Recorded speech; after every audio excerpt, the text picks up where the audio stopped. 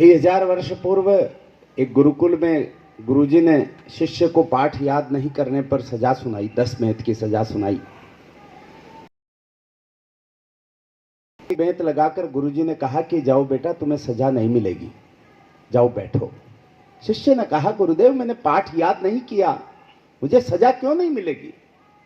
गुरुजी ने कहा, बेटा मेरी निगाह तुम्हारे हाथ पर गई, तुम्हारे हाथ में तो शिक्षा की रेखा ही नहीं है, विद्या की रेखा।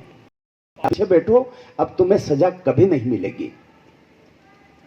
शिष्य ने गुरुकुल में के प्रांगण में एक तीखा पत्थर उठाकर, मैं आपको प्रणाम करता हूं, आपने मेरी बात कहने से पहले उन महान व्यक्तित्व का नाम बता दिया, मैं आपको सैल्यूट करता हूं, मैं सैल्यूट करता हूं, आपको सैल्यूट करता हूं।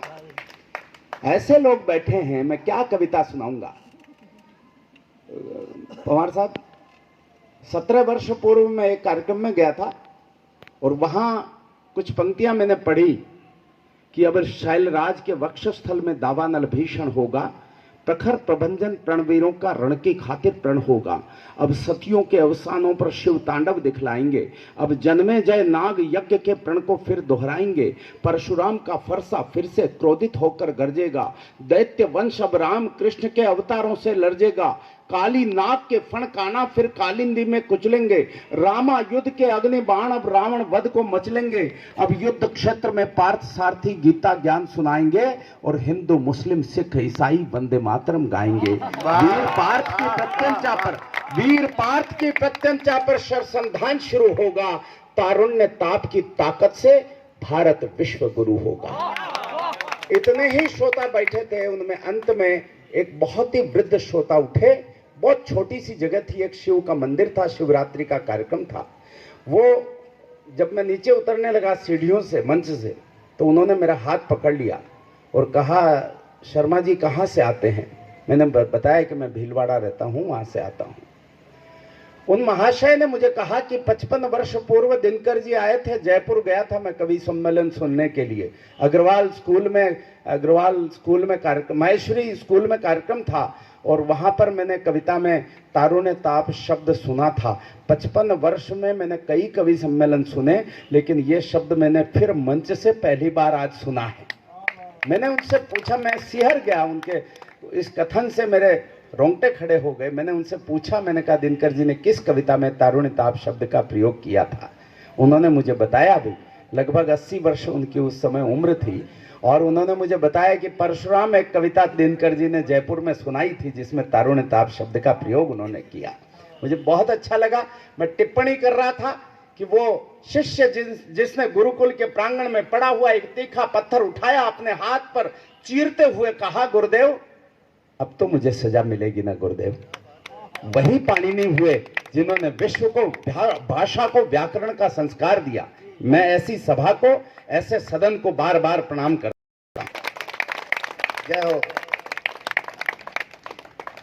अभी तो एक पग तुमने उठाया कर्म के योगी, कदम 2-4 भी जो चल दियो तो बात क्या होगी। कभी जब मुट्ठियों में कैद कर लोगे रवानी को, झुकेंगे मील के पत्थर तुम्हारी आगवानी को। गगन को बेद कर होगा नए प्रतिमान का लेखन, निशाना साध लोगे तो करोगे लक्ष्य का भेदन। नहीं मिलती किसी से भी तुम्हारे हाथ की रेखा, नहीं मिलती किसी से भी तुम्हारे हाथ की रेखा।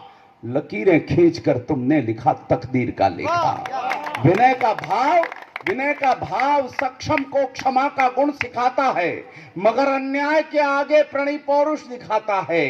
प्रतिज्ञा और पौरुषी तुम्हारे धीर का परिचय, शिलाओं पर लिखा होगा प्रतापी वीर का परिचय। प्रतिज्ञा ठान लेता वो सितारे तोड़ सकता है, धरित्री को उठा कर में गगन से जोड़ सकता है, सकल ब्रह्मांड मुट्ठी में दबाकर फोड़ सकता है।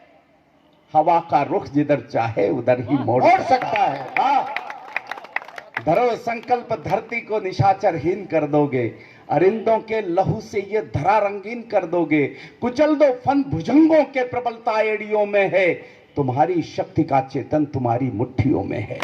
इसी चैतन्य के बल से समंदर पार कर लो रे, इसी चैतन्य के बल से समंदर पार कर लो रे।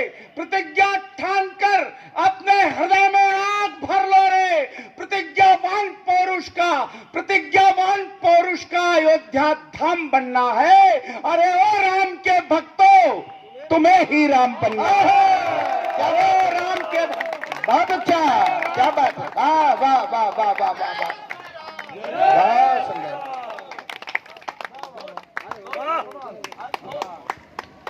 गजब। ओ राम के भक्तों, तुम्हें ही राम बनना है। उठो श्री राम के हनुमत, तुमुल सामर्थ्य को जानो। प्रभु श्री राम की सत्ता सनातन सत्य संधानो। छोटू भैया, मुझे गर्व होता है, आप अजमेर में बरसों पहले, आज पवार जी के बारे में जो आपने बात कही, मैं सैल्यूट करता हूं आपको।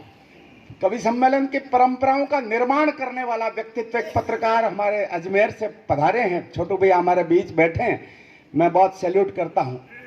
उठो श्री राम के हनुमत, तुमुल सामर्थ्य को जानो। प्रभु श्री राम की सत्ता सनातन सत्य संधानो।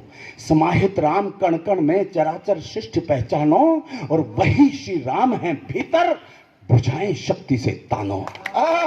पवन जल थल गगन नंजन तुम्हारी शक्तियों में है। पवन जल थल गगन नंजन तुम्हारी शक्तियों में है। युगों के बोध का स्पंदन तुम्हारी वृत्तियों में है। जगा दो रक्त धारों को, जगा दो रक्त धारों को, प्रबलतम मुट्ठियां बेचो।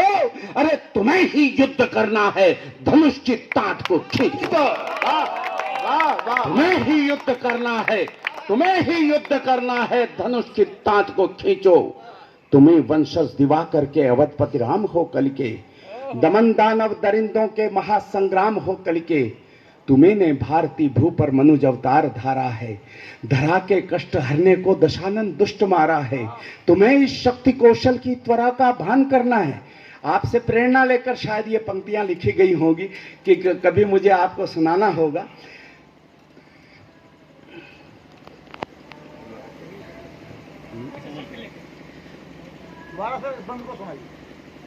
जी, तुम्हें इस शक्ति कौशल की त्वरा का भान करना है। धधकती रक्त धारा की तपन का ज्ञान करना है। तुम्हें इस शक्ति कौशल की त्वरा का भान करना है। धधकती रक्त धारा की तपन का ज्ञान करना है। सुरासुर क्षीर मंथन में तुम्हें विषपान करना है। सुरासुर क्षीर मंथन में तुम्हें विषपान करना है। गुरु पद पर प्रतिष्ठित किंतु हिंदुस्तान करना है। तुम्हें ही वेदिका समिधा हवन की ज्वाल बनना है। तुम्हें ही वेदिका समिधा समर्पण का ग्रंथ है। रामचरितमानस से बढ़िया कोई ग्रंथ नहीं हो सकता। प्रेम और समर्पण का ग्रंथ है। तब निवेदन करता हूं, तुम्हें ही वेदिका समिधा हवन की ज्वाल बनना है। कई चिंगारियां मिलकर महाविकराल बनना है। कवच धारण करो वीरो, कवच धारण करो वीरो, वतन की ढाल बनना है। तुम्हें दुश्मन दरिंदों का विघाती काल बनना है। अनंतानंत का सम्यक सफर अविराम बनना है। बनारस की सुबह पावन नवद की शाम बनना है। समर्पण साधना मंगल भुवन निष्काम बनना है। अरे ओ राम के भक्तों, तुम्हें ही राम बनना है। अरे ओ राम के भक्तों, न सोचो लौट धरती पर प्रभु श्री राम आएंगे। धरा के कष्ट हरने क्या स्वयं भगवान आएंगे। वही आकर करेंगे क्या सनातन धर्म का रक्षण। न सोचो यज्ञ की रक्षा करेंगे राम या लक्ष्मण, मगर सोचो मही पर क्यों प्रभु श्री राम आए थे। अवध का राज्य तजकर क्यों प्रभु वनवास धाए थे। स्वयं में राम होने का, स्वयं में राम होने का तुम्हें कब बोध आएगा। दिवस तो 3 बीते पर तुम्हें कब क्रोध आएगा। दिवस तो 3 बीते, दिवस तो 3 बीते पर तुम्हें कब क्रोध आएगा। बहुत सुंदर, वाह वाह।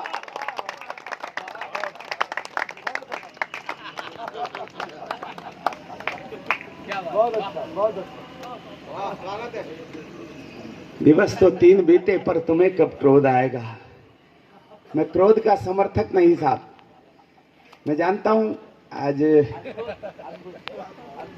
बहुत अभिभूत हूं मैं, लेकिन क्योंकि मेरे साथ सुदीप, तुम्हारे साथ ये बहुत मौके आते होंगे, मेरे जीवन में ये पहला मौका है। मैं तो प्रार्थनाएं करता रहा, तब मुझे योगेंद्र सुनने का मौका मिला पवार जी के श्रीमुख से, वरना मुझे योगेंद्र जी कहा करते थे, जिसमें अपनत्व का अभाव झलकता था।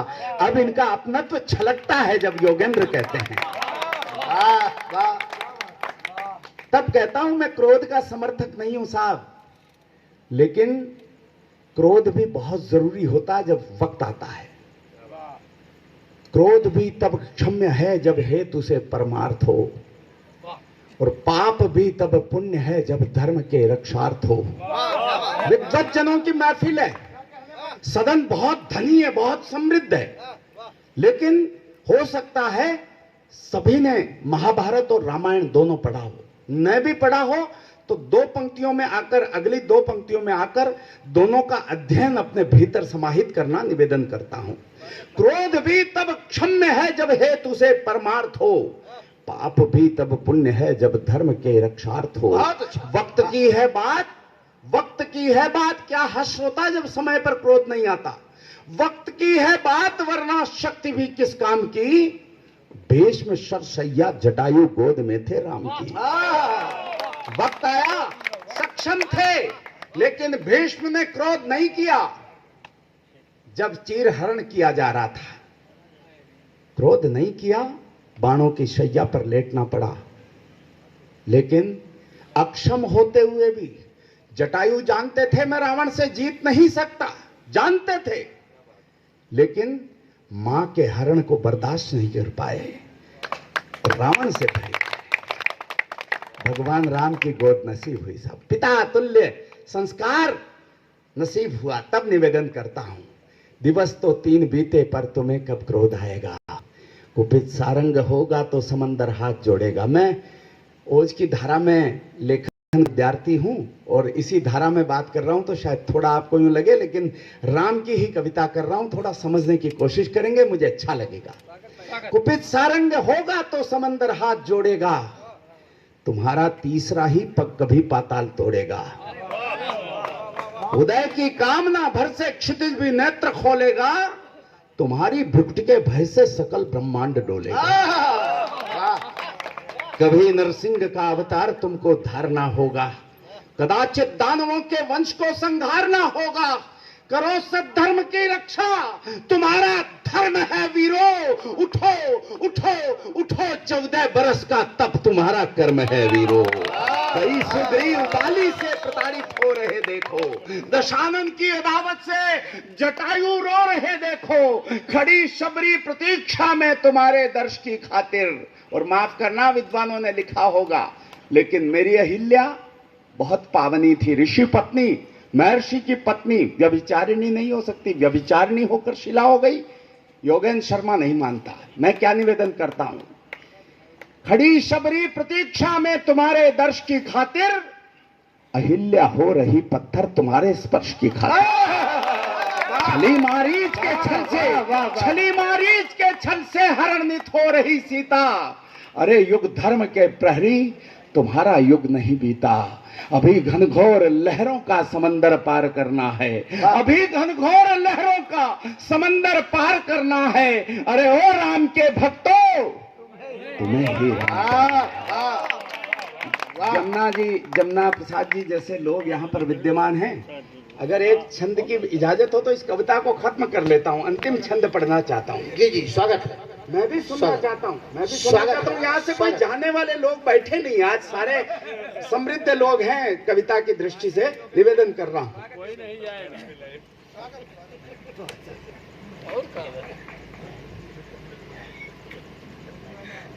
उठो मां शक्ति के सिंहो, समर का घोष उच्चारो। भाई साहब सुनिएगा। उठो मां शक्ति के सिंहो, समर का घोष उच्चारो। उठा को दंड हाथों में, वतन के शत्रु संघारो।